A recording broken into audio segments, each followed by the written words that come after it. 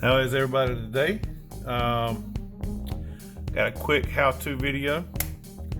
It's on these little PTO switches, electronic PTO switches. Mine's got the, let's see, 8-prong. Yeah, 8-prong. You got your CBA common. You got your naturally closed. You got a little NC right here on each terminal. Now, I'm going to do a little explaining and then the testing of this to see if it's bad. It's pretty easy. Naturally closed at this position right here, naturally closed. So there's a little piece of metal that slides. This whole thing slides up and it connects. So what it does is basically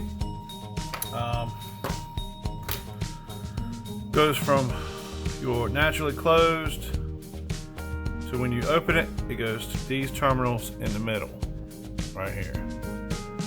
Kind of hard to tell, but these two in there, it jumps from this leg to the middle leg, and these are here are always connected on the back side.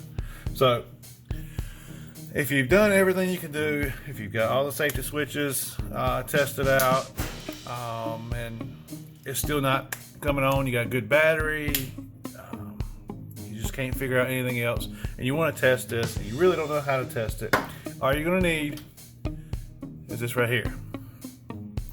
You're going to put it in the ohm position. Not ohm, the ohm.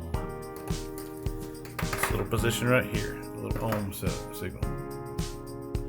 Alright, so basically all you're gonna test for is that beeping sound. Now, let me show you. It's closed. What you're gonna have, nothing there. But you got something there.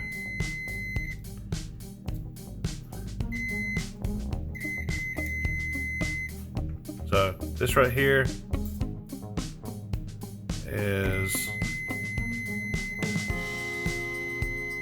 got your power going through it. Power going through that. See if I can do this multi-handed. And then this one right here is not doing anything. This one right here is not doing anything. So you got connection here, connection here.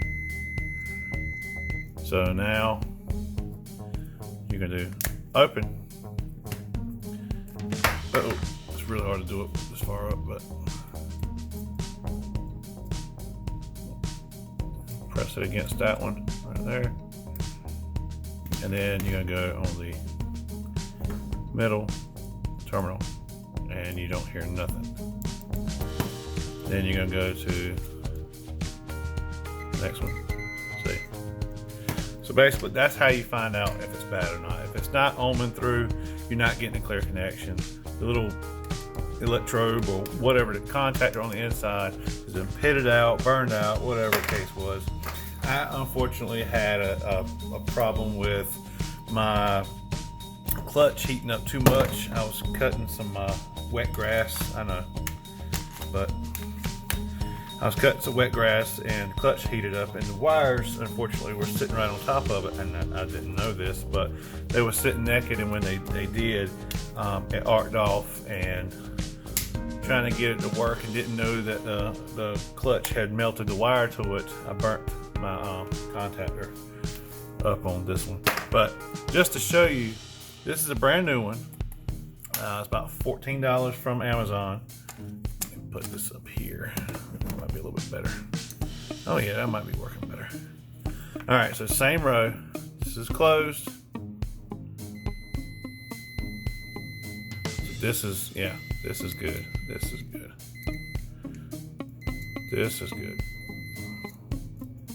And this is good. I'm gonna open it. Now this is just so you can test it from the next one.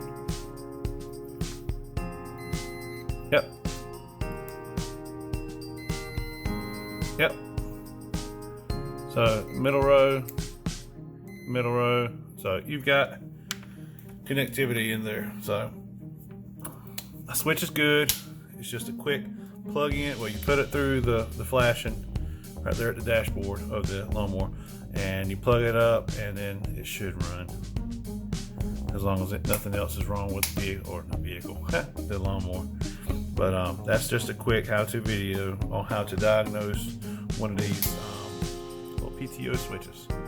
They're good to have. They're convenient. I mean, you ain't got to worry about no springs, levers, nothing like that. You just got to worry about a switch going out or your clutch going out. So I hope that was a little bit of information you can take and be useful. Until next then, I'll see y'all in the next one.